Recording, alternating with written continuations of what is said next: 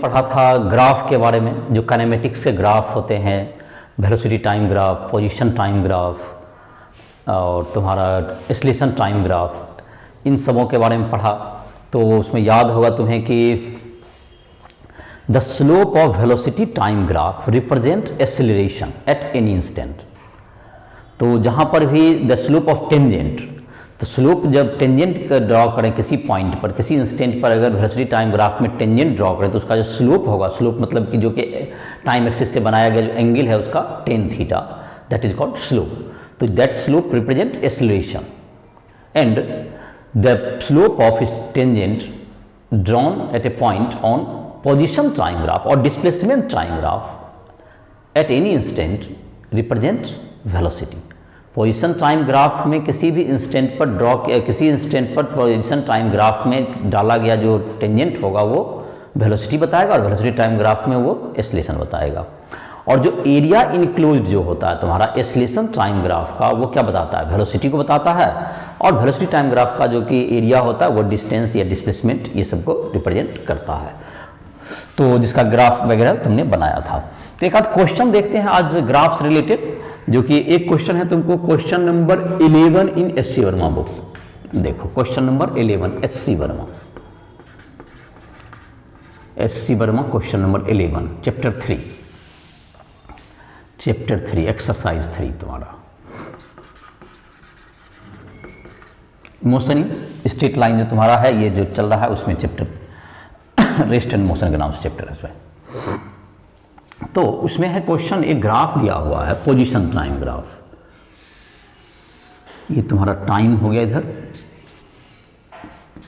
इधर टाइम है और इस साइड आ गया तुम्हें ये पोजीशन है।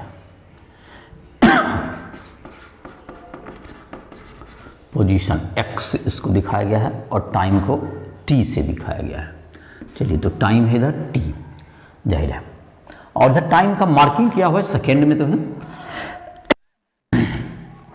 इसमें है एक पार्टिकल तुमको यहां से स्टार्ट करता है चलना, प्रारंभ किया, और ये इस ढंग से तुमको ये इसका कर्व है और ये ऐसे तक गया।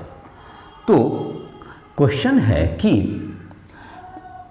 ऐसा टाइम इंटरवल 0 से t बताइए, कैलकुलेट करना 0 से t, जिसमें कि average velocity and instantaneous velocity at t is से।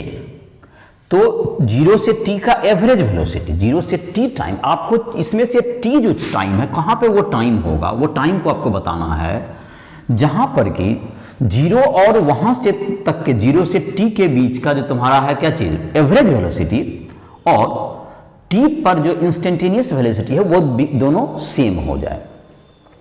एवरेज वेलोसिटी निकालने के लिए क्या करते हैं, जैसा कि पिछला वीडियो में जो नहीं देखा है राइस ट्यूटोरियल ऐप को प्ले स्टोर से डाउनलोड करके उस वीडियो को देख सकता है। तो इसमें तुमको जो है एवरेज वेलोसिटी होता है तुमको जब जहां जिन दो इंस्टेंट, जैसे यहाँ 0 से लेके किसी इंस्टेंट के बीच का, जैसे यहाँ पर एक 0 पे तुम्हारा जो पोजीशन है, 0 पे x दिया हुआ है, फिर तुमको हर पॉइंट पे दिया हुआ है, जैसे यहाँ पर दिया हुआ है, तो इन दोनों को ड्रॉ कर देंगे तो ये तुम्हारा क्या होगा, ये एवरेज वेलोसिटी बता देगा। इसका जो स्लोप होगा ये क्या बताएगा, एवरेज वेलोसिटी। तो जो स्ट्रेट लाइन है, ये जो स्ट्रेट लाइन है तुम्हारा, इस पॉइंट पर तो टेंजेंट नहीं हुआ, अगर ये टेंजेंट होता तो यहाँ इस पॉइंट पर इंस्टेंटेनियस वेलोसिटी बताता। तो ऐसा पॉइंट आपको ढूंढना है इस कर्व पर कि इसको जैसे 0 से उस पॉइंट को मिलाएं, इस पॉइंट से इस पॉइंट, स्टार्टिंग पॉइंट से उस पॉइंट को मिलाएं, तो वह जो कॉर्ड होगा जो कि इसको ज्वाइन करेगा, जो कॉर्ड वो उस पर टेंजेंट हो जाए। तो यहाँ पर देखते हैं कहीं पर भी यहाँ पर जो ज्वाइन करेंगे, यहाँ पर अगर टेंजेंट ड्रॉ करते हैं तो यहाँ पर जो टेंजेंट यहाँ से ड्रॉ कर रहे हैं तो ये कोई भी टेंजेंट नहीं हो पा रहा है, टेंजेंट नहीं हो पा रहा है। जहाँ टेंजेंट होगा तभी वो इंस्टेंटेनियस वेलोसिटी बताएगा। तो ये देखो तुम्हारा जहाँ पर कि ये देखो यहाँ पर ये टेंजेंट हो सकता है, इस पॉइंट पे लगता है ये टेंजेंट हो जाएगा। तो 0 से t ये एवरेज वेलोसिटी को भी रिप्रेजेंट करेगा, और इस जगह का ये जो t टाइम है तुम्हारा, ये जो टाइम है यहाँ का ये इंस्टेंटेनियस वेलोसिटी बताता है, क्योंकि यहाँ पर टेंजेंट हो गया, ये टेंजेंट हो गया। तो ये टेंजेंट भी हो गया और इस पॉइंट पे ये जीरो से जा भी पाया इस जगह से, तो ये इसका कॉर्ड हुआ ऐसा जो कि तुमको क्या होगा, यहां से पास भी कर गया, तो ये एवरेज वेलोसिटी को भी बता रहा है इस पॉइंट को। तो this time is the answer. तो एवरेज वेलोसिटी निकालने के लिए क्या करते हैं हम लोग, जो जिस पॉइंट से इसका और इसका एवरेज वेलोसिटी इन दोनों को ज्वाइन कर दीजिए, जो स्ट्रेट लाइन होगा इसका स्लोप क्या बता देगा, एवरेज वेलोसिटी।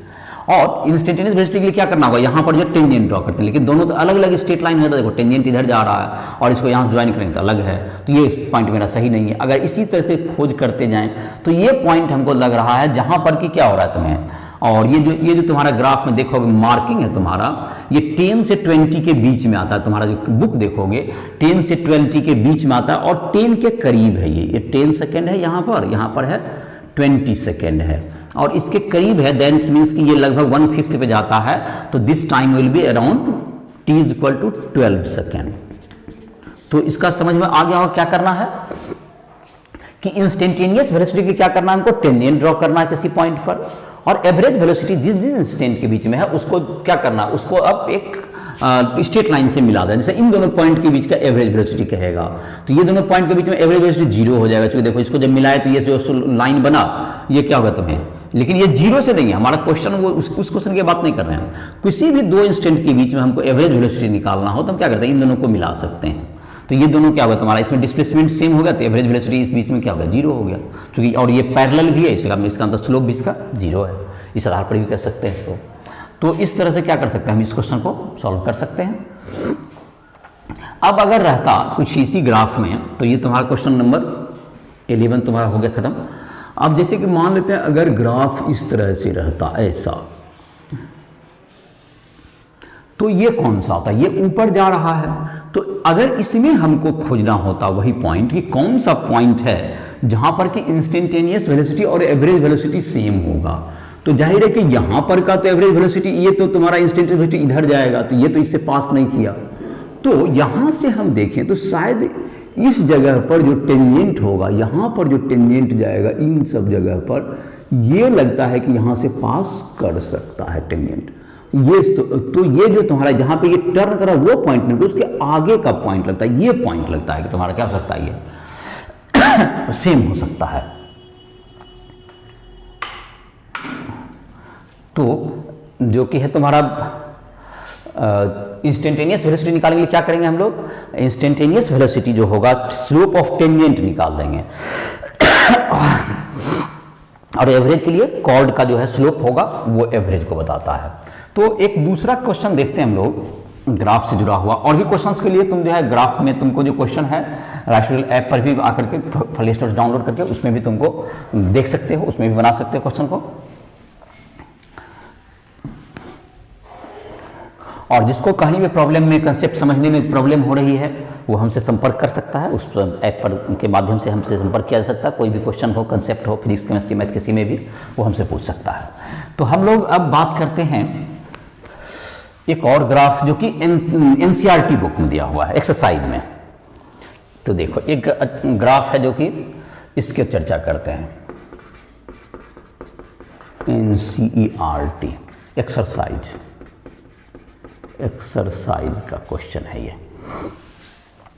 एक अलग से है तुमको ग्राफ है, इसमें ये भी एक्सटी प्लॉट ही है, ये भी तुमको एक्सटी प्लॉट ही है, ये एक्स है इधर और ये टाइम टी है। दो स्टूडेंट का ग्राफ है जो कि एक ओरिजिन पे उसका स्कूल है, यहाँ स्कूल है, इसका स्कूल है, और ए जो है तुमको जो चलना शुरू, एक स्टूडेंट का नाम है ए, वो चलना शुरू करता है और ये पी उसका घर है, यहाँ तक पी अपने घर तक पहुँच जाता है। दूसरा स्टूडेंट जो इसका नाम है ए, इस स्टूडेंट का नाम है स्टूडेंट ए, ये स्टूडेंट ए है, और दूसरा स्टूडेंट एक बी है, एक स्टूडेंट बी है, वह भी तुमको क्या कहता है स्कूल से चला और अपना घर, उसका घर है यहाँ पर क्यू, इसका घर है क्यू पर, इसका घर क्यू है, यह है स्टूडेंट बी का, ये स्टूडेंट बी। तो अब इसके आधारित पर इस ग्राफ के आधार पर कुछ क्वेश्चंस पूछे गए हैं, जो क्वेश्चन दिए हुए हैं। जैसे एक क्वेश्चन है तुम्हारा, ये ग्राफ समझ में आ गया होगा कि ये स्कूल है, स्कूल से ए जो है तुमको, ए जो चला अपना घर, उसका घर है यहाँ पर एज होम, ए का होम है ये एज हाउस, और ये जो क्यू है तुम्हारा बीज हाउस, बी का घर है ये। तो एज का तो ये क्वेश्चन है कि कौन, मतलब कि पहला नंबर है dash left school earlier, dash left school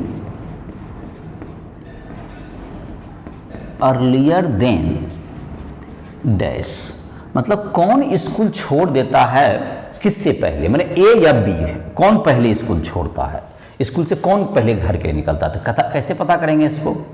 जाहिर है ये जो क्वेश्चन बात कर रहा है टाइम की बात कर रहा है, तो हम टाइम एक्सिस पर देखेंगे। तो टाइम में क्या है, जैसे ही देखते हैं कि ये जो तुम्हारा है, ये यहाँ पर देखते हैं कि ये जो है तुमको यहाँ इस इंस्टेंट पर ही ए तुमको स्कूल से क्या हो चुका है, बाहर आ गया। देखो स्कूल से ये बाहर हो गया, ये एक्स उधर ऊपर बढ़ गया, मतलब स्कूल से ये क्या हो गया, बाहर जा रहा है। लेकिन बी यहाँ तक, इस टाइम तक स्कूल में ही है। बी देखो इतना देर तक, ए के इतना देर तक चलने के बाद भी क्या है तुम्हारा, एक तुम्हारा क्या है, ए जो तुम्हारा है, बी जो तुम्हारा है वो अभी भी क्या है, बी तुम्हारा स्कूल में ही है यहाँ तक। तो इसका मतलब कौन स्कूल पहले छोड़ा, देखो ए जैसे ही तुमको है, ये देखो स्कूल छोड़ चुका है ये, लेकिन बी अभी भी कहाँ है, स्कूल में। ये देखो ये इसका ग्राफ अभी बढ़ना शुरू नहीं हुआ, पोजीशन इसका अभी भी स्कूल को ही दिखा रहा है। टाइम भले बढ़ रहा है, घड़ी बढ़ रही है, लेकिन ये पोजीशन क्या है इसका, स्कूल में ही है। इसका मतलब कि कौन लेफ्ट स्कूल करता है किससे पहले, A left school earlier than B. तो ए यहां भराएगा और यहां पर भराएगा बी, तो उसमें से ए ऑब्लिक बी करके लिखा हुआ है, तो उसमें ए भर दोगे इसमें। दूसरा क्वेश्चन है dash resides nearer to school then dash, मतलब कौन किसका घर स्कूल के ज्यादा करीब है, किसका घर स्कूल के करीब है। तो अब स्कूल किसका, तो ये तो पोजीशन देखना होगा। तो देखते हैं ए का घर है पी पर, तो ये देखो ये जो टाइम, तो हम लोग को पोजीशन की बात है, दूरी देखना है स्कूल से, तो हम लोग को ये देखना होगा पोजीशन में। तो इसकी पोजीशन देखो यहाँ है, ये यहाँ आता है, क्यू कहाँ आता है, वाई इस पर यहाँ आता है। तो जाहिर है कि क्या है, स्कूल से किसका डिस्टेंस नजदीक पड़ रहा है। तो ए का घर क्या लग रहा है तुमको, नजदीक है किसके तुलना में, बी के तुलना में। ए नजदीक रहता है किसके तुलना में, बी के तुलना में स्कूल के, ऐसा कह सकते हैं। तीसरा question, dash moves faster then dash, dash moves faster then dash. तो अब है कि ये तो वेलोसिटी टाइम प्लॉट नहीं है, लेकिन पोजीशन टाइम ग्राफ में भी हम लोग देख सकते हैं कि अगर ये जो तुम्हारा है, ये बी लेट से स्कूल से शुरू किया और यहां पर देख रहे हैं कि दोनों का मीट हो गया, यहां पर ये देखो एक ही पॉइंट पे कट कर रहा है, मतलब इस टाइम पे दोनों का पोजीशन सेम है, इस टाइम पर दोनों का पोजीशन सेम है। इसका मतलब यहां पर मुलाकात हुई, तो अब है दोनों एक ही जगह इंस्टेंट पर, एक ही जगह पर, एक ही पोजीशन पर, मतलब यहां पर मेट हो गई। तो इसका मतलब ये हुआ कि ए जो है तुमको पहले स्कूल से छोड़ा था और बी बाद में छोड़ा और यहाँ पे मुलाकात हो गई इस पॉइंट पे। तो इसका मतलब है कि B moves faster than A, then B moves faster than A, B ज़्यादा तेज चलता है। तो और कौन घर पहले पहुंचता है या सेम टाइम में पहुंचता है, तो टाइम में अगर देखना है चौथा कि कौन घर पहले पहुंचता है। जहां तक कि किताब में तुम्हारा है, ये जो तुम्हारा ग्राफ है तुम्हारा, ये तुमको किताब में जो आंसर दिया हुआ है कि सेम टाइम पे पहुंचा, तो उसके लिए तुमको ग्राफ एकदम बिल्कुल सामने होना चाहिए। देखो टाइम घर पहुंचने का, देखो ये अपना घर पहुंचा और ये अपना घर पहुंचा, ये फास्ट चला तो ये अपना घर पहुंच गया, दूर था तब भी। और ये तुम्हारा दोनों का टाइमिंग क्या है, यहाँ पर अगर ऐसा ग्राफ हो तो ये टाइम सेम होगा, सेम टाइम। घर दोनों पहुंचा क्या चीज में, इस ग्राफ में दिख रहा है सेम टाइम में। और तुम्हारे आंसर में तुम्हारा सेम दिया हो, लेकिन तुम्हारा बुक का देखो ग्राफ तो ये तुमको कुछ अलग भागा हुआ, दोनों टाइम क्या है डिफरेंस दिखता है। तो अगर उसको आंसर को करेक्ट करना है तो आपको पी और क्यू को एक दूसरे के ऊपर रखना होगा। तो कि बुक जो एनसीईआरटी बुक का जो ग्राफ है उसमें थोड़ा सा ये इसमें अलग दिखता है। तो ए और बी मतलब क्या बोला गया कि इसमें तुमको क्या होगा कि दोनों क्या होगा सेम टाइम में घर पहुंचा, तो इसके लिए क्या होगा दोनों एकदम एक वर्टिकल एक टाइम पे होगा। जहां जहां स्कूल क्यू से यहाँ पर डाले पी दोनों एक ही लाइन में हो जाए तो दोनों अर्लियर सेम टाइम में हो गया। तो ये तुम्हारा था, ये भी अलग तरह का एक ग्राफ था जिसको मैंने एनसीईआरटी बुक का है, तुम्हारा एक्सरसाइज में देख सकते हो ग्राफ, तुम कोई ये मिल जाएगा, इसको प्रैक्टिस भी कर सकते हो अपना। और जो ग्राफ दिए हुए हैं उसको बनाने की कोशिश करो, और जहाँ भी प्रॉब्लम में दिक्कत हो हमसे पर्सनल जो है कांटेक्ट करने का जो तुम्हारा नंबर वगैरह दिया हुआ है राइट टू लाइफ पर कांटेक्ट कर सकते हो। अब हम लोग काइनेमेटिक्स के कुछ इक्वेशंस के बारे में हम लोग पढ़ते हैं जो कि यूनिफॉर्मली एसिलेटेड बॉडी में जनरली लागू होता है। तो उसके लिए हम लोग उस इक्वेशन को डिराइव करते हैं, जैसे कि क्लास 9 में पढ़ा होगा V equals to U plus AT uniform acceleration A के लिए, S is equal to UT plus half AT square, V square equals to U square plus 2AS। तो इन सब इक्वेशन का हम लोग डेरिवेशन देख लेते हैं। तो पहले ग्राफिकल मेथड्स देख लेते हैं, क्लास 9 में भी था, और हम लोग इसमें इसको जो यहाँ पर दिया गया है कैलकुलस मेथड से भी प्रूव करेंगे। तो इक्वेशन है तुम्हारा kinematic, equation of kinematics.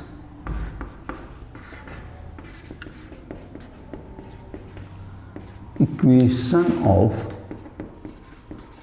Kinematics, equation of kinematics. तो इसका जैसे कि इक्वेशन तुम्हारा है एक तो तुम्हारा इक्वेशन है V is equal to ds by dt, मतलब rate of change of displacement is called velocity, rate of change of velocity is called acceleration. ये दो हम लोगों ने लाइन पढ़ा है अब तक, a equals to dv by dt और v is equal to ds by dt। ये तुम्हारा है rate of change of displacement is called velocity, instantaneous velocity, और rate of change of acceleration velocity is called instantaneous acceleration.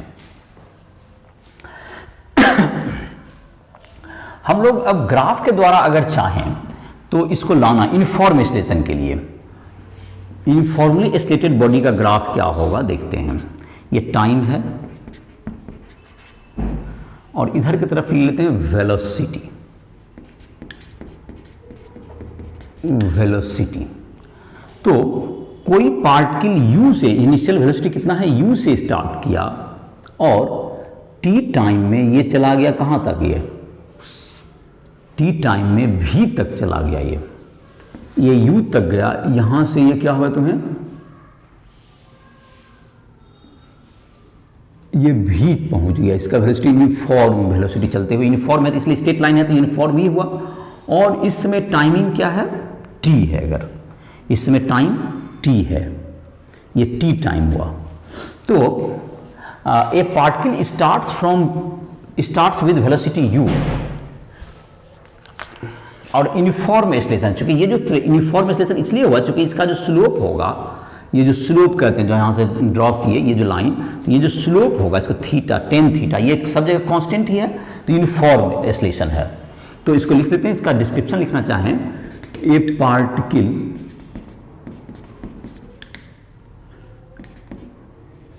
Has initial velocity u, has initial velocity u which becomes v after time t, after time t with uniform acceleration, with uniform acceleration a। तो ये जो tan theta होगा वही a होगा, जो tan theta होगा a equal to क्या होगा, एक्सीलरेशन जो कि वेलोसिटी टाइम ग्राफ का जो स्लोप होता है वो क्या दर्शाता है, एक्सीलरेशन को। तो a इक्वल टू क्या होगा, टेन थीटा, यूनिफॉर्म ही है हर जगह। तब टेन थीटा क्या होगा, तो टेन थीटा इक्वल टू हो जाएगा तुम्हारा, देखो ये जो t टाइम में है ये कितना है, ये तुम्हारा u है और ये टोटल v है, तो ये कितना बचा, v माइनस u बचा और बाई t, तो कितना बच गया ग्राफ से देख सकते हैं, a equals to v minus u by t. तो a इक्वल्स टू क्या हो गया, v minus u by t, p by b लगा दिया हमने। तो a t is equal to v minus u, या v equals to u plus a t, uniformly stated body के लिए, for uniform acceleration, for uniform acceleration के लिए लागू होगा। और अगर हम लोग एरिया जो होता है तुमको, ये हमने किसका प्रयोग किया, slope of velocity time graph represent acceleration. अब एरिया जो तुम्हारा होता है वेलोसिटी टाइम ग्राफ का, जो एरिया होगा with time axis, that is this area, ये किसको रिप्रेजेंट करेगा, ये डिस्प्लेसमेंट को रिप्रेजेंट करेगा। तो ये एरिया अगर हम लोग निकाल दें, जो ट्रेपीजियम है, इस ट्रेपीजियम का एरिया, या ये ट्रायंगल और रेक्टेंगल से मिलकर बना हुआ, ऐसा भी कर सकते हैं, या ये ट्रेपीजियम है, तो जैसा भी जिस भी आधार पर निकालें, पूरा जो एरिया हो गया ये ट्रेपीजियम का, ये क्या बताएगा, डिस्प्लेसमेंट को बताएगा। तो एरिया जो है तुम्हारा वीटी ग्राफ का, area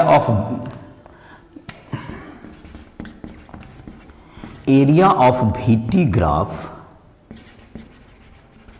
under time axis represent displacement, represent करता है किसको, डिस्प्लेसमेंट को रिप्रेजेंट करता है, ये डिस्प्लेसमेंट को बताएगा।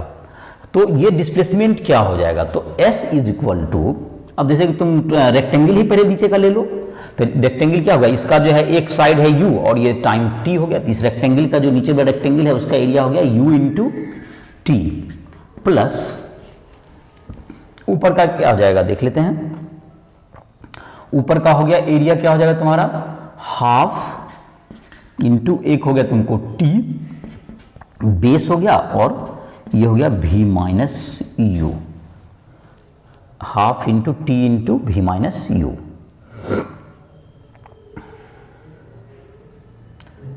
और v माइनस यू को हम लोग लिख सकते हैं A T, v minus you को क्या लिख सकते हैं हम लोग, ए टी, v बराबर u प्लस ए टी होता है, तो उसको रख देते हैं। तो s इक्वल टू क्या होगा तुम्हारा, u t plus half t into v को लिख देंगे u plus a t minus u, तो u t plus half a t square, ये भी एक फॉर्मूला हो गया डिस्प्लेसमेंट का, दूसरा इक्वेशन। और एक इक्वेशन जो हो सकता है तुम्हें, जैसे इसका क्या होता है, अगर हम ट्रेपीजियम का एरिया लेते टोटल एक बार में, तो ये इधर एक दो पैरेलल साइड, एक u है एक v है, और टाइम तुम्हारा हाइट हो गया एक प्रकार से, तो ये क्या होता है डिस्प्लेसमेंट। तो इस डिस्प्लेसमेंट को हम लोग ऐसा भी लिख सकते थे, u plus v by two, मतलब हाफ इंटू टाइम, तो ये भी हो जाता है तुम्हारा। यूनिफॉर्म एक्सेलरेशन में ये भी होता है कि तुमको क्या होता है, इनिशियल प्लस फाइनल जो टाइम के बीच में है बाई टू इंटू टी, ऐसा भी कर सकते हैं, ये भी एक इक्वेशन हो गया। एक तीसरा जो इसका इक्वेशन होता है, जो कि हम लोग पहला को इसी को स्क्वायर कर दें, v square v equal to u plus a t का होल स्क्वायर अगर करें, इसको स्क्वायरिंग दिस इक्वेशन, इसको इससे प्राप्त करते हैं, इसको इक्वेशन 1 कर देते हैं। इसको तुम लोग क्लास 9 में पढ़ा होगा, स्क्वायरिंग इक्वेशन 1। तो v square is equal to क्या हो गया, u प्लस ए टी का होल स्क्वायर, तो v square is equal to क्या हो गया, u square plus 2u plus a square t square. तो s इज इक्वल टू क्या होगा तुम्हारा, u square plus 2u plus a square t square. तो इसमें ए टी तो कॉमन है तुम्हारा, इसमें क्या कॉमन हो गया, ए टी कॉमन हो गया तुम्हारा। तो इसको हम लोग लिखना है, तो 2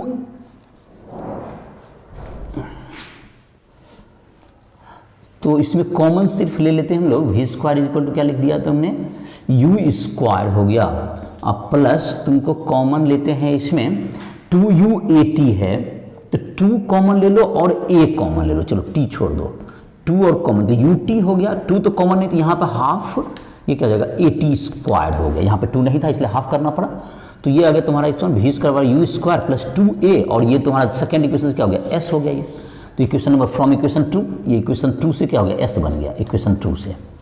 इसको इक्वेशन एस बराबर u t plus half a t square को इक्वेशन 2 कहें तो उससे बन गया। तो इस प्रकार से 3 इक्वेशन तुम्हें प्राप्त हुए, ये चौथा भी कर सकते हो। और एक होता है distance travel in nth second, distance travel in nth second, nth second, nth second का मतलब क्या होता है, जैसे कि 10th सेकेंड को एक बोला और 0 से 10 सेकेंड दोनों फर्क है। 10th सेकेंड मतलब 9 to 10 की बात कर रहा है, और 10th सेकेंड का मतलब 10th सेकेंड का मतलब 9 सेकेंड to 10 सेकेंड, और 10 सेकेंड मतलब 0 से लेकर 10 सेकेंड। तो इसका मतलब nth सेकेंड को बोल रहा है। तो S1 अगर माने nth n सेकेंड में 0 to n second, distance travel in 0 to n second, distance travel in 0 to n second, S1 बराबर क्या जाएगा, un plus half a n square, distance travel in 0 to n minus 1 second, S2 बराबर u n minus 1 plus half a n minus 1 का whole square. तो जैसे कि 10 second का निकाला और 9 सेकेंड का निकाला, दोनों को माइनस कर देंगे तो distance travel in nth second हो जाएगा। तो s nth जो हो गया तुम्हारा दैट्स इक्वल्स टू क्या हो गया, S1 minus S2, S1 minus S2। तो un plus half a n square minus un minus 1 minus half a n minus 1 का होल स्क्वायर। एस एन एथ क्या होगा तुम्हारा, u n minus n plus 1 plus half a n square minus n square plus 2n minus 1। तो S N एथ बराबर क्या हो गया, u plus 2n minus 1 by 2 into a, ये होगा तुम्हारा nth सेकेंड का। तो ये सब दो हमारे फार्मूलाज हैं जो कि यूज में आते हैं। हम लोग इन सब को कैलकुलस मेथड से भी प्रूव कर सकते हैं ग्राफिकली। तो हम लोग देख लिए ग्राफ में ये बात ध्यान रखना है कि जो वेलोसिटी टाइम ग्राफ का जो स्लोप होता है वो क्या बताता है, एक्सीलरेशन को बताता है, जिसके आधार पर पहला इक्वेशन लाए, और area of velocity time graph वो डिस्प्लेसमेंट को बताता है। उससे हम लोग को एस आ गया। तो ये तुम्हारा और फर्स्ट इक्वेशन को स्क्वायर करके हम लोग एक इक्वेशन थर्ड इक्वेशन लाए, और इसका तो खैर कम नाम लेता है लेकिन ये भी यूजफुल है। अगर तुम्हारा क्या हो गया, अगर एक्सीलरेशन नहीं गिवन है तो ये इक्वेशन एस निकालने में काम आता है, u plus v by 2 into t, ये भी यूज कर सकते हैं। तो उसे कैलकुलेशन नहीं तो टाइम निकालना पड़ता है सब में, जैसे कि ए नहीं दिया हुआ है तो ए भी और u प्लस ए टी से आपको ए निकालना पड़ेगा, फिर आपको इस पर रखना होगा, तो हमें डायरेक्ट बना सकते हैं। तो जितना इक्वेशन याद रखिए nth सेकेंड के लिए ये तुम्हारा फॉर्मूला याद रखिए, या नहीं तो आइडिया वही है कि आप पहले जो है जैसे 10 सेकंड का पहले 0 से 10 सेकंड का निकालिए u t plus half a t square में रख के, फिर 9 सेकंड का निकाल के उसको माइनस कीजिए। तो ये तुम्हारा कुछ हुआ जो कि इक्वेशंस हो गए।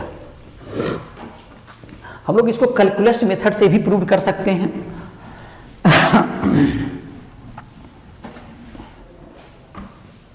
तो कैलकुलस मेथड से जो प्रूविंग करने का तुमको क्लास 11 का एनसीईआरटी बुक में दिया हुआ भी है, और उसमें जो कोर्स में भी स्कूल एग्जाम वगैरह में पूछेगा तुमसे, तो इसको कर दे रहे हैं यूनिफॉर्मली स्टेटेड बॉडी के लिए।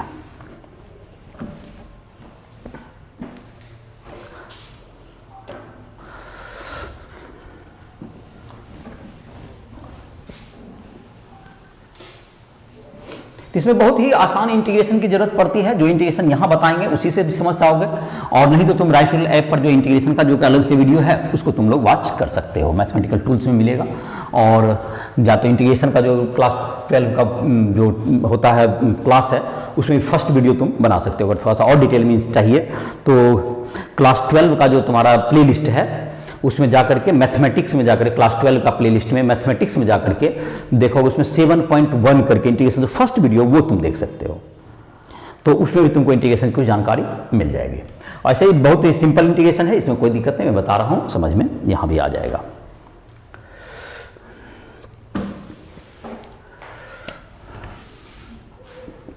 तो काइनेमेटिक इक्वेशन जो तुम्हारा है ए इक्वल्स टू होता है तुमको rate of change of displacement, rate of change of velocity prove करना। पहले v equals to u plus a t को प्रूव करते हैं। चलिए,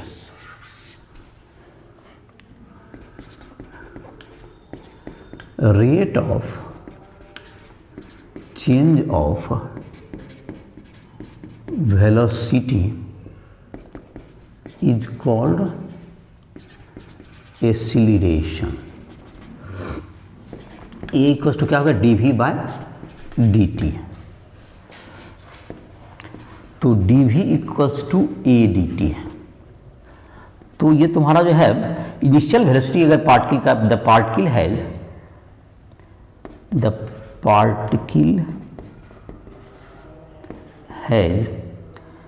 initial velocity u at t बराबर 0 हो गया, which becomes v after time t with uniform acceleration a, uniform acceleration a। तो ये तुम्हारा होगा dv, ये कहाँ से कहाँ तक जाएगा, ये u से v तक जाएगा, equals to integration a dt, कहाँ से कहाँ तक, 0 से t। तो dv का जो तुम्हारा देखो dx का इंटीग्रेशन, ये तुम्हारी लिमिट कहते हैं, इनिशियल लिमिट यहाँ पे 0 टाइम पर कितना है, u है, यहाँ पे लिमिट कहते हैं इसको, इनिशियल लिमिट हो गया तुम्हारा u, और जो t टाइम के बाद वेलोसिटी है v, तो यहाँ पर फाइनल दे दिया गया, तो ये लिमिट में तुम्हारा हो गया, तो इसको डिफरेंट इंटीग्रेशन कहते हैं। तो dv का हो जाता है v, dx का x, और इसको कैसे लिखना है, देखो जैसे यहाँ पे इनिशियल को यहाँ लिखेंगे, फाइनल को यहाँ लिखेंगे, और ये जब कांस्टेंट जो चीज होता है वो इंटीग्रेशन से बाहर आ जाता है, तो इसको अभी बाहर कर देते हैं और इसको dt रहने दो, अभी अगला स्टेप में करेंगे इसको। चूंकि a is equal to constant, uniform जिसको हम लोग कहते हैं कैलकुलस की भाषा में, कॉन्स्टेंट है, यूनिफॉर्म है मतलब कॉन्स्टेंट है। चलो तो यहाँ पर आ जाओ, तो ये अब क्या करते हैं, अपर लिमिट को पहले रख देंगे इसके जगह पर, माइनस करके लोअर लिमिट को रख देंगे, तो अपर लिमिट हो गया v minus lower limit u, और a हो गया यहाँ पर, और जैसे कि dv का v हो गया था तो dt का t हो जाएगा, और यहाँ पर इनिशियल लिमिट 0, यहाँ पर फाइनल लिमिट t, जैसे लिख रहे हैं उसको धीरे धीरे अपने से कॉपी में प्रैक्टिस करोगे तो तुम्हें आ जाएगा। तो v माइनस यू बराबर क्या हो गया a, अब जैसे अपर लिमिट रखे हो t माइनस 0, तो क्या आ गया question, v equal to u plus a t, ये फर्स्ट इक्वेशन तुम्हें अचीव हो गया फॉर यूनिफॉर्मली एक्सीलरेटेड बॉडी। अब देखो सेकेंड इक्वेशन के लिए करते हैं, तो तुम्हारा क्या हो गया, इसको बढ़िया से देखो, a equal to d v by d t किए, दोनों को मतलब ये डी टी को इधर मल्टीप्लाई कर दिए, उसके बाद क्या कर जाएगा, अगर इनिशियल वेलोसिटी लिमिट वगैरह रखने के लिए तो इनिशियल वेलोसिटी को u माने, फाइनल वेलोसिटी टी टाइम के बाद यहाँ पर देखो लिमिट में क्या कर जाएगा, initial velocity u finally v हो गया, और द टाइम होगा 0 से t, और dv का dx का इंटीग्रेशन जैसे मैंने क्या कहा x हो गया, dv का v dt का t ऐसे, और उसके बाद अपर लिमिट को ऊपर लिखना है, लोअर लिमिट को नीचे लिखना है, और कांस्टेंट चीज को आप इंटीग्रेशन से बाहर रख सकते हैं। और कैसे कैसे लिखा गया इसको एक बार अपने से कोशिश करो, आई होप कि तुमको समझ में आ जाएगा बिल्कुल, और जहां दिक्कत हो तो फिर से देखो, एक बार रिवाइज करके देखो इसको, तो फिर से तुम्हें क्या कहते हैं, फिर से बनाओ और अपने से बनाओ, और देर आफ्टर दूसरा जो कर रहे हैं उसको देखो, मतलब पहले एक बार इसको कर लो, देर आफ्टर इसको देखो। तो दूसरा है तुमको s equals to u t plus half a t square, इसको प्रूव करते हैं, देखते हैं। Rate of change of displacement is called velocity, या जिसको इंस्टेंटेनियस वेलोसिटी भी कहते हैं उसको हम लोग जनरली वेलोसिटी कहते हैं। तो वेलोसिटी v इक्वल्स टू क्या होगा, d s by d t, तो v, तो इसको इधर मल्टीप्लाई करेंगे तो d s is equal to क्या होगा, v डी टी, और यूनिफॉर्मली स्टेटेड बॉडी के लिए v को हम लोग क्या ले सकते हैं, you t plus half a t square, तो v को u plus a T, u plus a T into D T. आप मान लेते हैं इसमें सिंबल तो समझ में आएगा कि u इनिशियल वेलोसिटी है, a एक्सीलरेशन है, t टाइम है। t टाइम में अगर इसका डिस्प्लेसमेंट क्या हुआ हो, 0 से s हुआ है, इन टाइम t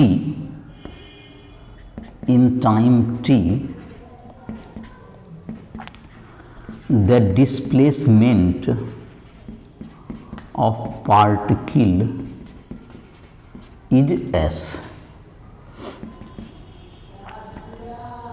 उसको इंटीग्रेट करते हैं ds, 0 से s u plus a T और इधर हो गया डी टी। डी एस का एस हो गया, यहाँ हो गया 0 से एस, और इधर हो गया यू टी। तो इधर क्या हो गया तुम्हारा u T U D t. तो इसको लिख देंगे इंटीग्रेशन क्या हो गया, अलग इंटीग्रेशन का रूल है कि जो प्लस या माइनस में इंटीग्रेशन को अलग अलग ब्रेक कर सकते हैं आप। तो एक इंटीग्रेशन हो गया 0 से टी और यू डी टी, अलग कर दिए इसको, प्लस 0 से T A T D T. क्या बोले कि इंटीग्रेशन क्या रूल है कि प्लस या माइनस में उसको सेपरेट कर सकते हैं, तो इंटीग्रेशन का रूल है। तो जाहिर है कि ये तुम्हारा हो गया। अब तुमको यहाँ पर क्या हो जाएगा, डी एस का हो गया तुम्हें इंटीग्रेशन हो गया तुम्हारा, डी एस का क्या हो जाएगा एस हो जाएगा।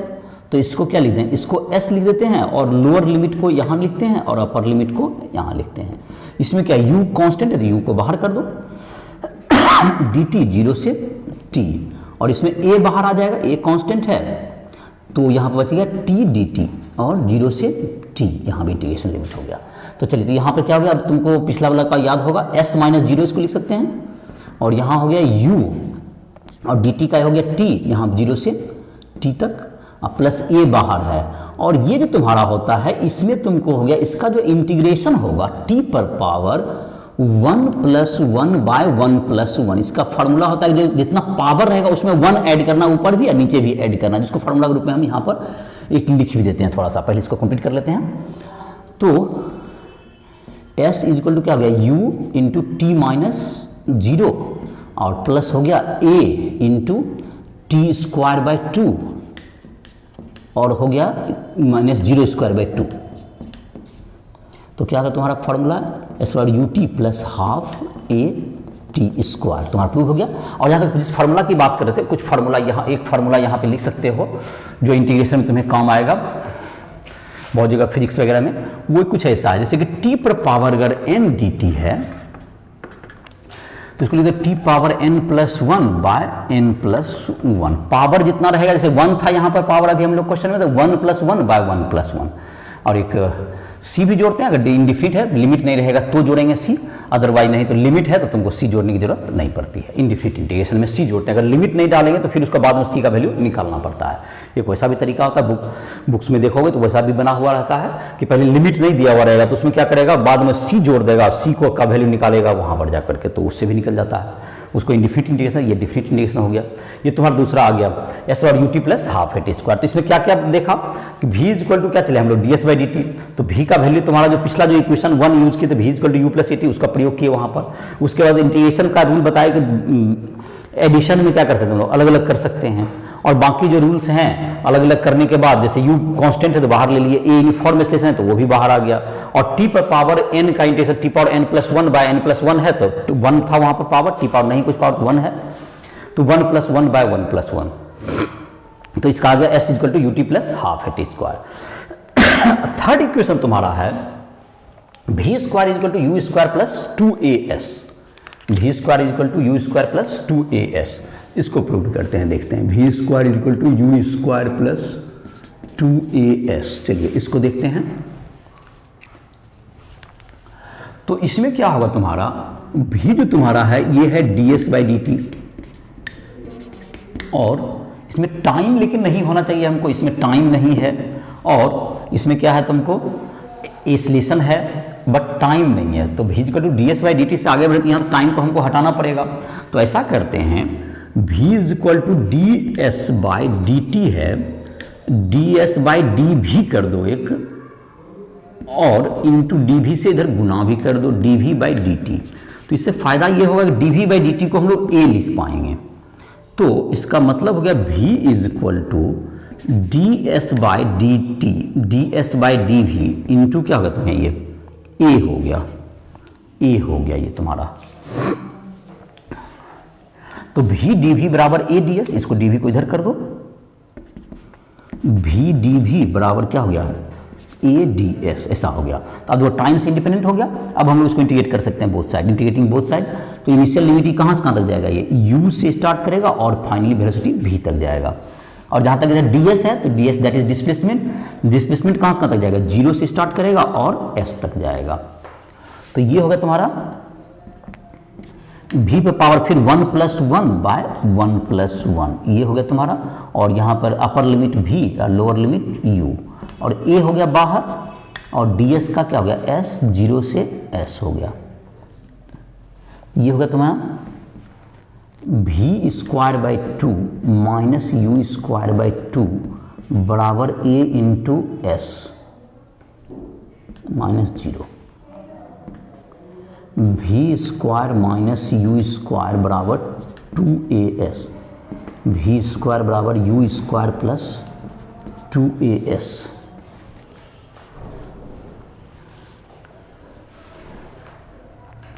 v² बराबर u² प्लस 2as। तो ये हो गया तुम्हारा v बराबर u plus a t, s is equal to u t plus half a t square, v square is equal to u square plus 2as। तीनों इक्वेशन का प्रूविंग हो गया, तो इसको तुम नोट कर सकते हो। अब है तुमको इन सब पर कुछ क्वेश्चंस का प्रैक्टिस करना होता है। एस टी वर्मा का बुक में देखा होगा, ग्राफ के क्वेश्चन दिए हुए हैं 12 तक, उसका 13 से तुम कुछ यूनिफॉर्म वेलोसिटी के भी हैं क्वेश्चन, लेकिन वहाँ पर एक्सलेशन के भी क्वेश्चन दिए हुए हैं। इन सब का क्वेश्चन का प्रैक्टिस उस पर भी कर सकते हो।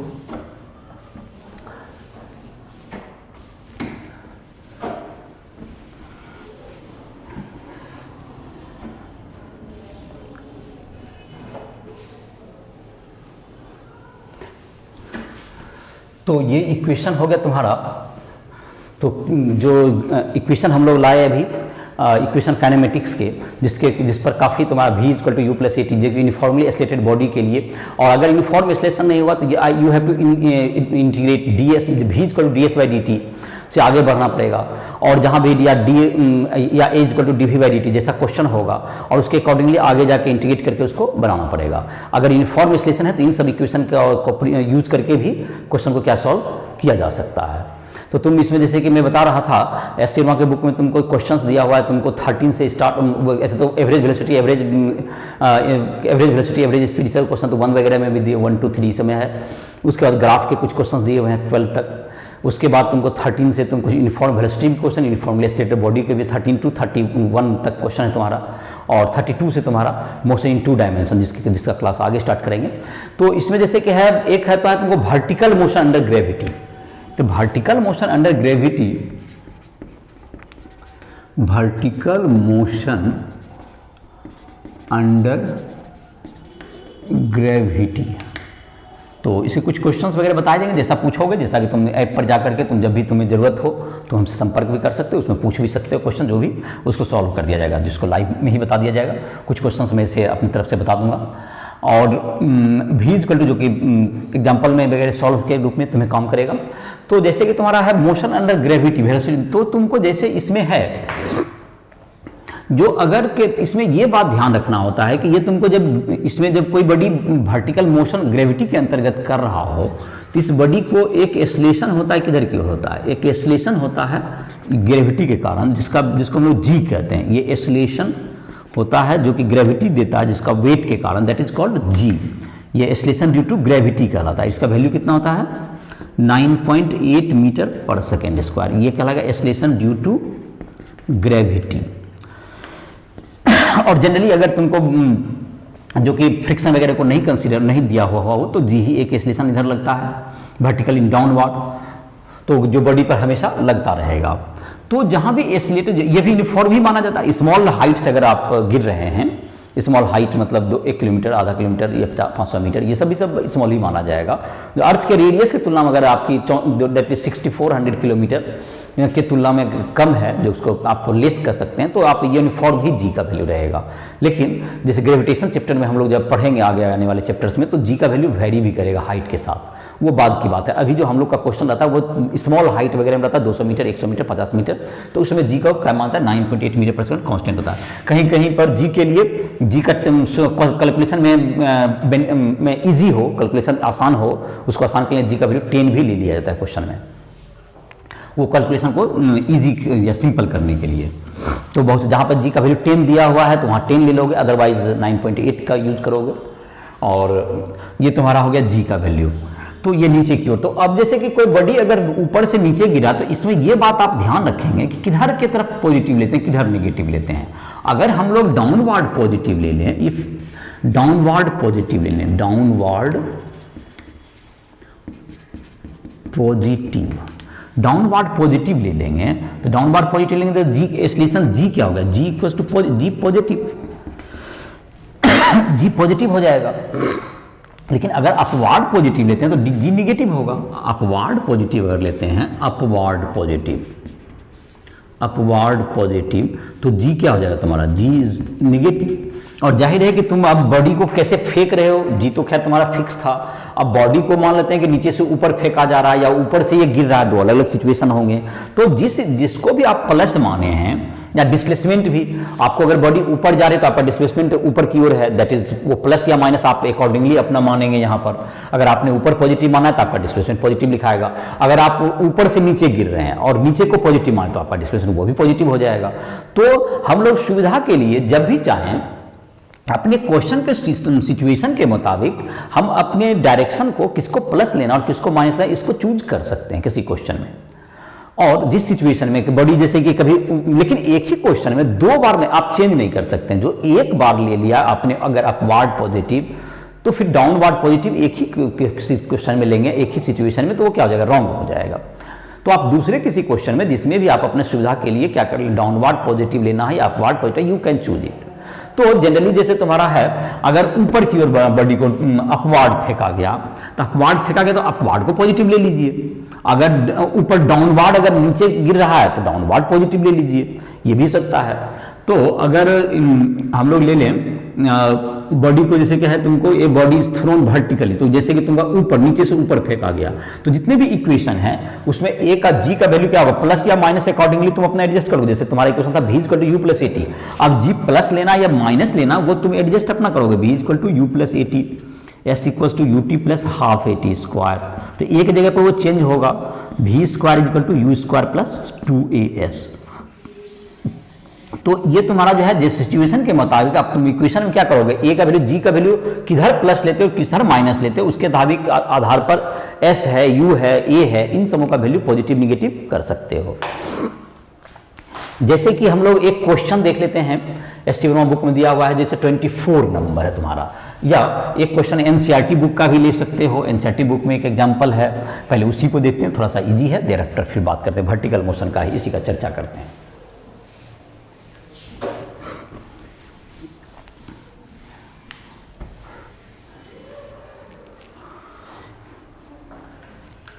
एनसीईआरटी एग्जाम्पल,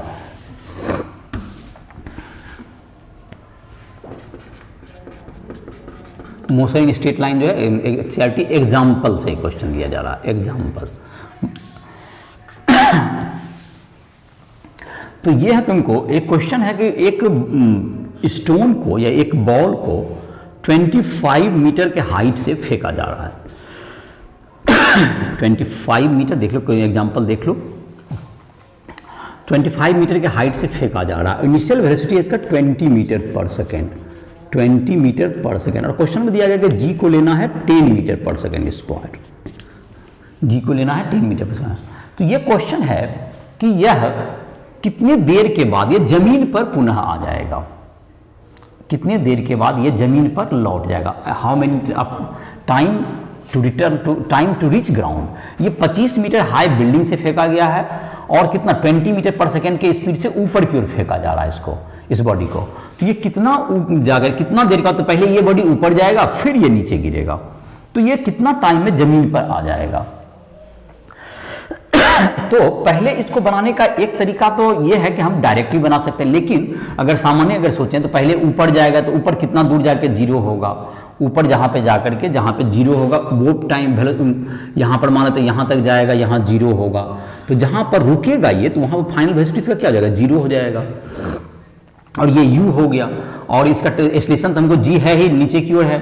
अगर अपवार्ड पॉजिटिव ले लेते हैं, अपवार्ड पॉजिटिव लेते हैं, अपवार्ड पॉजिटिव ले लिए, इसमें अपवार्ड पॉजिटिव लिए तो g निगेटिव हो जाएगा। तो इसमें जो है तुमको टाइम निकालना है हमको, तो टाइम क्या होगा तुम्हारा, v equal to u plus 80 हम लोग लिखते हैं, तो कितना देर में स्टॉप हो जाए, तो v 0 हो जाएगा, ये 20 है और g का वैल्यू -10 हो जाएगा, क्योंकि अपवार्ड आपने पॉजिटिव लिया तो g नीचे की ओर लग रहा है, और ये देखो अपवार्ड पॉजिटिव इसलिए ये प्लस पॉजिटिव हुआ बट ये निगेटिव हो जाएगा। तो t is equal to 2 second. तो 2 सेकेंड में ये टॉप मोस्ट पॉइंट पे पहुंच जाएगा जी। लेकिन हम लोग का क्वेश्चन था जमीन पे पहुंचने का टाइम निकालना, तो जमीन पर तो पहुंचने में अभी तो ये ऊपर पहुंचा, लेकिन अब ये है कि जमीन, ये हाइट कितना हो गया इसका, ये देखना होगा आपको, फिर तब यहां से अब जमीन पर ये गिरेगा। तो ये हाइट तो हमको, ये 25 मीटर तो अभी जमीन से है, ये कितना हाइट तक गया, तो फिर इसको निकालने के लिए हमारे पास क्या होगा, हमारे पास तो v है, u है, a भी है, तो s निकाल लीजिए। v square is equal to u square plus 2as, ये फॉर्मूला यूज कीजिए। v हो गया 0 स्क्वायर बराबर 20 square plus 2 into minus 10 into s, तो s is equal to 20 metre. तो कितना हाइट वहां से और ऊपर कितना जाएगा, ये 20 मीटर हाइट तक जाएगा ये। तो टोटल हाइट ये कहां तक गया, ये 20 मीटर और हो गया। तो 20 मीटर ये हो गया और 25 मीटर ये हो गया। टोटल हाइट कितना हो गया, total height 45 metre. Total height to drop equals to 25 metre plus 20 metre equals to 45 metre. तो ये 45 मीटर क्या होगा, ये ड्रॉप होगा, ये 45 मीटर का ये गिरेगा। तो 45 मीटर गिरेगा तो क्या हो जाएगा तुम्हारा, तो 45 मीटर गिरने में कितना समय लगेगा। तो इस स्थिति में अब क्या करते हैं, जब इसमें जैसे कि नीचे की तरफ 45 डाउनवर्ड है, तो तुम अगर अपवार्ड पॉजिटिव लोगे तो तुमको इसमें कितना लगेगा, s word u t plus half a t square.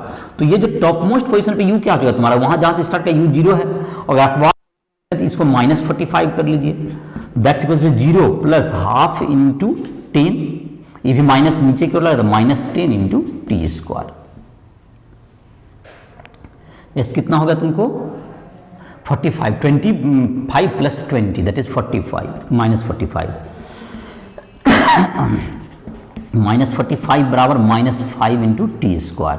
तो t square is equal to 9, तो t is equal to 3 second.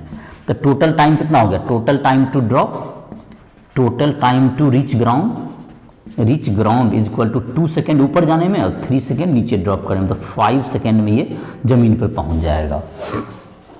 और अगर कहा कि अब जब नीचे गिरेगा तो कितना स्पीड होगा, तो आपका u 0 है, s 45 है, v बराबर निकाल सकते हैं v square u square plus 2s, जो भी आपका कैलकुलेशन है कर सकते हैं। लेकिन इंटरेस्टिंगली इस क्वेश्चन को हम चाहते थे एक स्टेप में भी बना सकते थे। एक जैसे देखो क्या है, अगर हम लोगों ने क्या किया, हम लोग को ये पता था यहाँ पर भी कि इसे जाना कहाँ है, फाइनली माइनस, हमने ऊपर अगर पॉजिटिव लिए हैं, अपवार्ड पॉजिटिव ले रहे हैं, अपवार्ड पॉजिटिव अगर लेते हैं तो इसमें देखते हैं क्या क्या इन्फॉर्मेशन है। अपवार्ड पॉजिटिव अगर लिए तो s हमको जाना था नीचे, दैट इज माइनस 25 मीटर था इनिशियली। यहाँ से देखें तो सेकेंड मेथड इसको कर सकते हैं, सेकेंड मेथड से बना रहे हैं। s माइनस 45 था, u तुम्हारा ऊपर की ओर था, दैट इज प्लस 20 मीटर पर सेकेंड ऊपर की ओर है। a equal to minus 10 metre पर सेकेंड स्क्वायर नीचे की ओर, इसलिए माइनस लिख दिए। तो इसमें हमको क्या चाहिए, टाइम चाहिए। हमारे पास तो सफिशिएंट इन्फॉर्मेशन है, s है, हमारे पास u है, हमारे पास तुम्हारा क्या हो गया a है। तो हमारे पास तो इक्वेशन जो है हमारा s is equal to u t plus half a t square, तो हमारा टाइम तो डायरेक्ट निकल सकता है। तो s का वैल्यू कितना रख दें यहाँ पर, माइनस 45 लेते हैं, तो ये डायरेक्ट एक बार में जाएगा 20t अब minus half into 10 into t square, तो ये 5t स्क्वायर हो गया। तो minus 45 equals to 20t minus 5t square, तो ये 5t स्क्वायर इधर चला गया, 5t square minus 20t minus 45 is equal to 0। तो ये t 5 तो कॉमन हो गया तुम्हारा, t square minus 4t minus 9 equals to 0। तो ये होगा तुम्हारा t square minus 4t minus 9 equals to 0।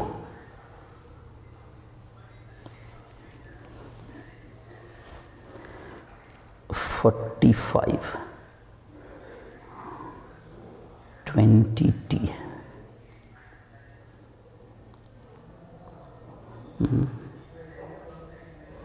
और इधर से नॉट 20, ये डिस्टेंस तो 25 था ना, ये इसलिए मिस्टेक हो रहा है। तो इसको डिस्टेंस को क्या लेना था, यहाँ पर 45 नहीं था, ये 25 है डिस्टेंस। ओके, इसको करेक्ट कर लेते हैं, चलो। हाँ,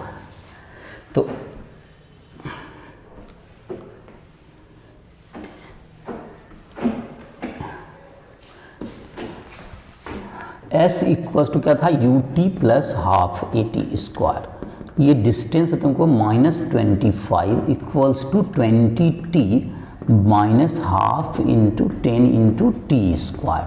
तो ये तुमको जब कैलकुलेट करके आएगा तो t square minus 4t minus 5 equals to 0। अब फैक्टराइज करेंगे तो t इक्वल टू 5 सेकेंड और t इक्वल टू -1 सेकेंड, जो कि रिजेक्ट हो जाएगा। t इक्वल टू -1 सेकेंड, तो वो बता रहा है कि t यहाँ से आने से 1 सेकेंड बिफोर भी ये जमीन पर हो सकता है। अगर ये इधर से कंटिन्यू रहता तो उसको -1 सेकेंड ये ले रहा है, तो यहाँ से भी तुम इसको निकाल सकते हो। तो इसमें क्या था, जहाँ पर हमने वॉच किया उसके आधार पर हमने इसको कैलकुलेट कर दिया। और एक जैसे कि एग्जांपल की बात करते इसी टाइप का एक सिचुएशन था जो कि एससीआर मार्केट 24 नंबर क्वेश्चन में है दिया हुआ।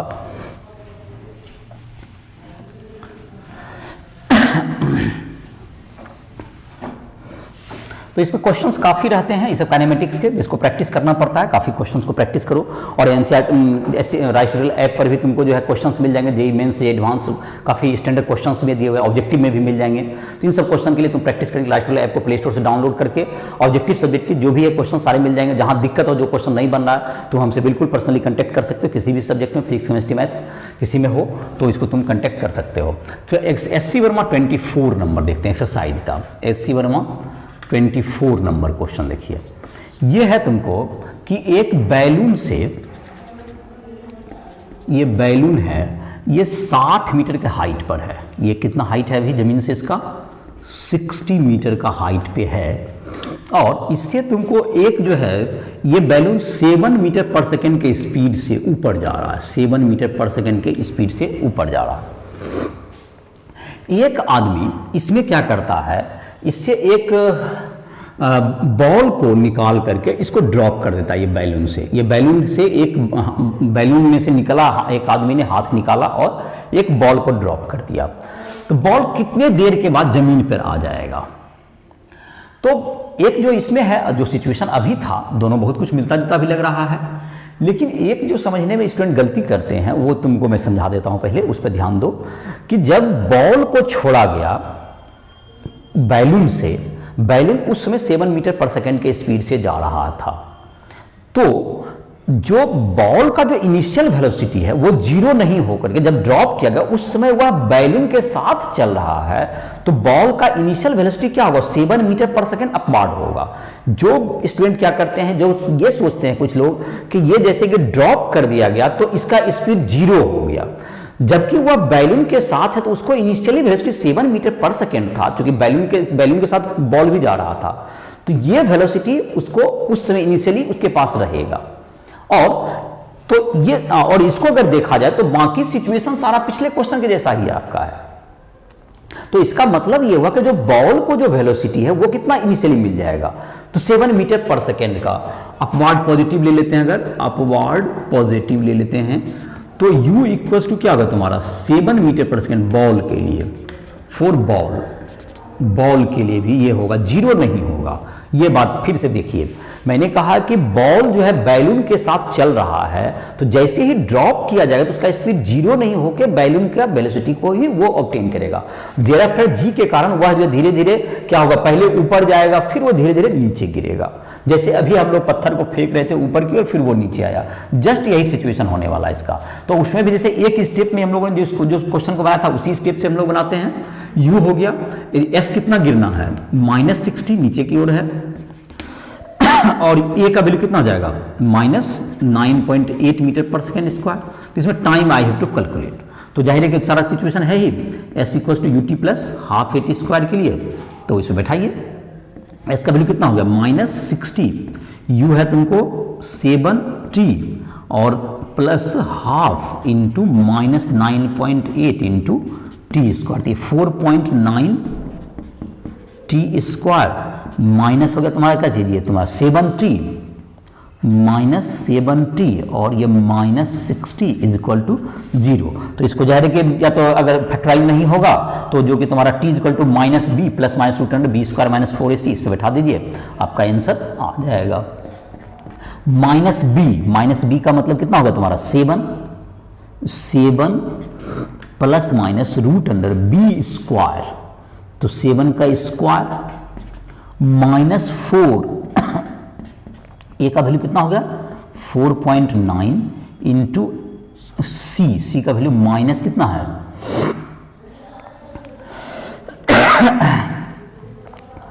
सी का वैल्यू माइनस हो गया तुम्हारा